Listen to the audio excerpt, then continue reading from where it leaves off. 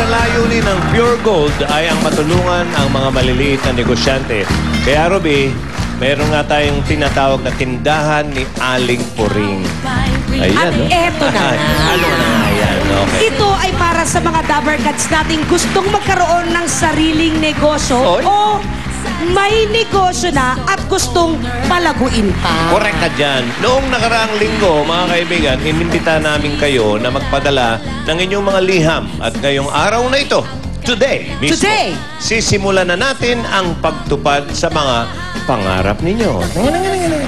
Mula sa mga nagpadala ng kanilang sulat, eto, alamin natin ang kwento ni Leticia Velasco. Bata pa lang ay hilig na ni Leticia ang pagtitinda dahil malakas ang kita ng kanilang tindahan. Dito nila kinukuha ang pang-araw-araw nilang pangangailangan hanggang sa dumating ang matinding pagsubok sa kanyang buhay.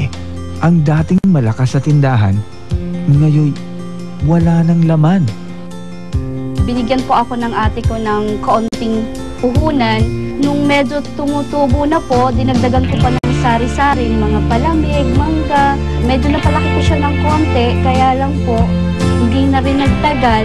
Dahil po nagkasakit po yung nanay ko, yung tatay ko hindi po regular din ng trabaho, sabay-sabay po yung nawala.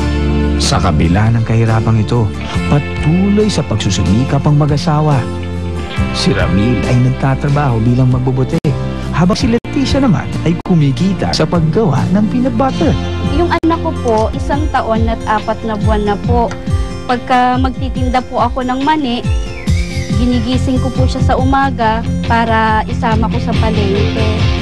Ngayon, hindi lang tindahan ang muling mabubuksan sa buhay ni Leticia, maging ang pag-asang unti-unti nilang makakamit ang magandang kinabukasan. Malaking tulong po talaga sa amin yung tindahan ni Aling Puring pagkat mabibigyan ko po ng magandang kinabukasan ang aking anak at ang pamilya ko.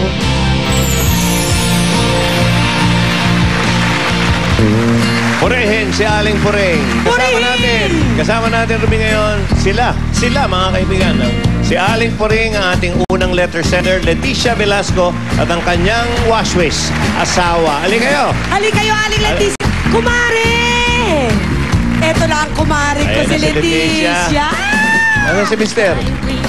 Halika Halika rito. Aba, kita mo nga naman. Halika rito. Ayan, tabi kayo ng asawa mo. Ilan po ang anak ninyo? Isa pa lang po. Ilang taon na ba? 1 taon at 4 na buwan na po. Malapit-lapit na yung magka-pre-school. Ito si Mister. Mister, mabalikan lang natin. Magkano kinikita nyo bilang isang magbobote? 200 po, hanggang 300 po.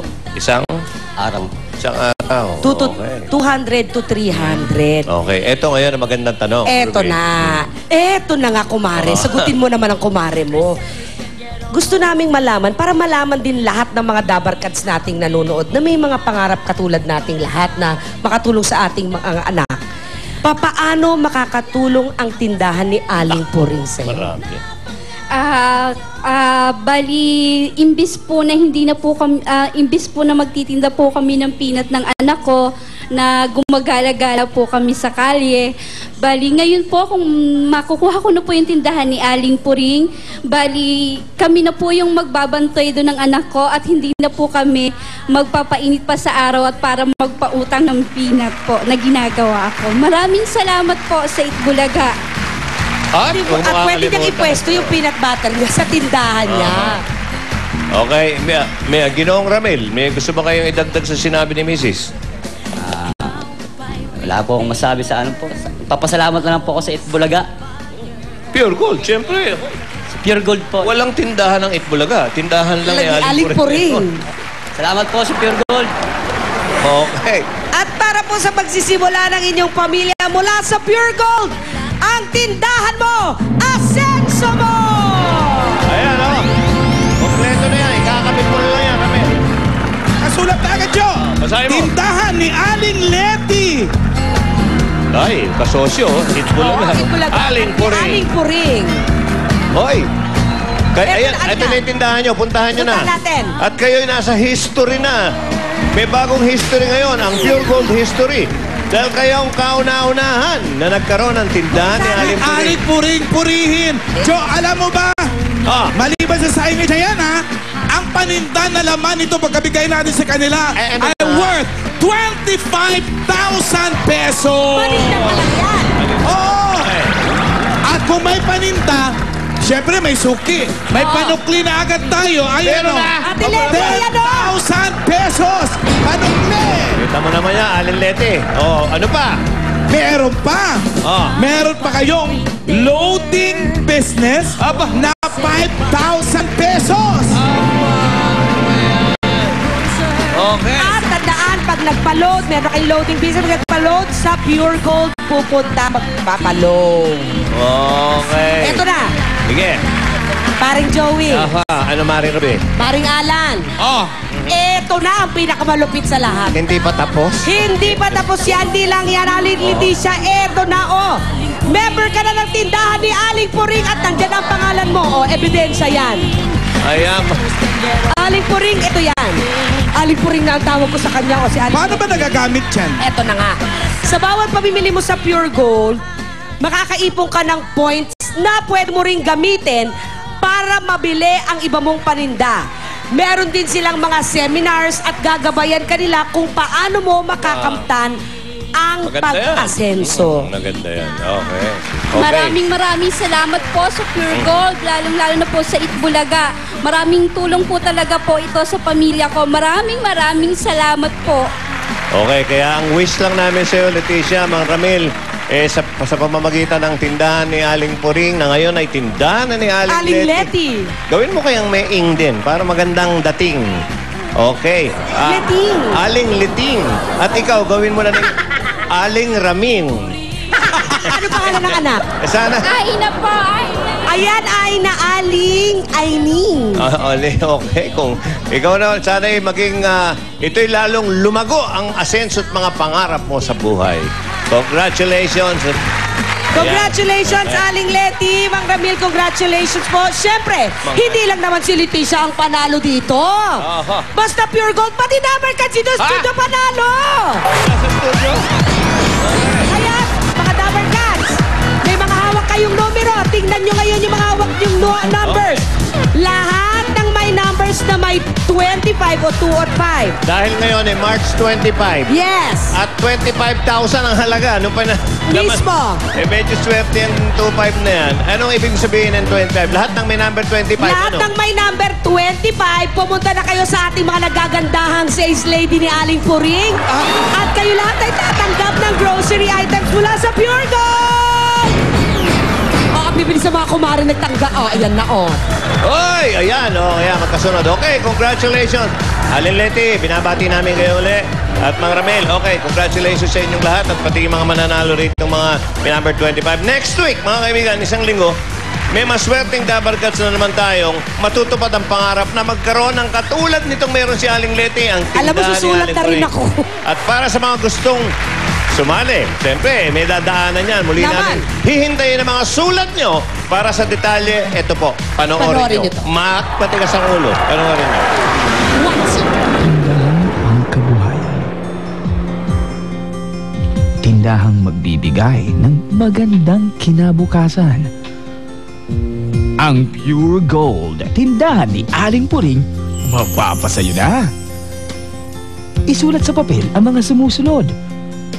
At ang dahilan kung bakit gusto mong magkaroon ng tindahan ni Aling Puring. Malaking blessing po itong tindahan ni Aling Puring. Meron pa po akong mapagkukunan ng extra na income para po maipagpatuloy niya yung pag-aaral niya. Sa tindahan ni Aling Puring, abot kaya ang asenso. Tia, sumulat na kasi tayo. Puso ko Pangarap natin yan. Natuwa ako dun sa, bukod sa tindahang may 25,000 pesos worth of groceries, may panukli pang 10,000. 10,000. May loading station pa. May loading station pa. Kaya sumulat na rin kayo kay Aling Puring. Baka kayo na ang susunod na magkaroon ng kanyang tindahan. Brad? Ito pa kamo, Pi, hanggang huli. May swerte. Ano ito? Hindi ba kami tapos? Tingnan nyo muna itong winner natin na si Jamie Barola ng Silang Cavite. Hawak na niya ang PSP at 12,000 pesos. Congratulations! At ito naman yung nanalo ng polo ko kahapon na never ko pa nasuot.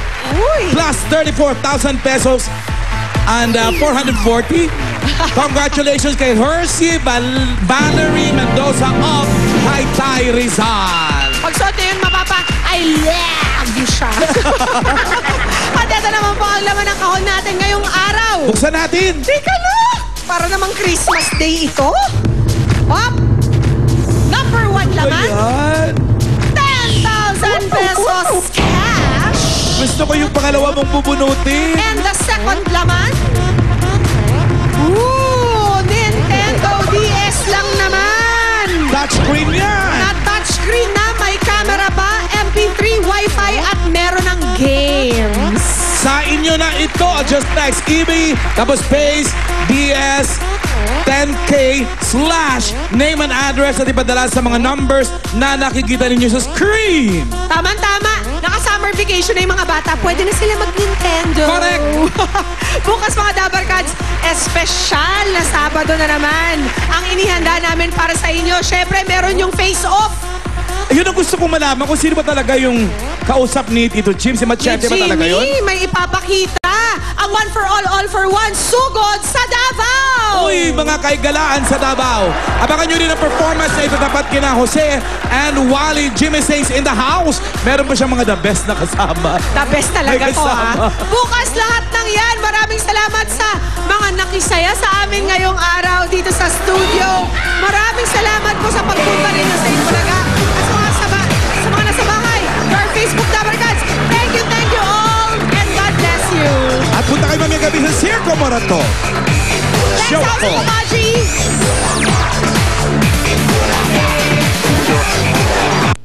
Isa na namang Pilipino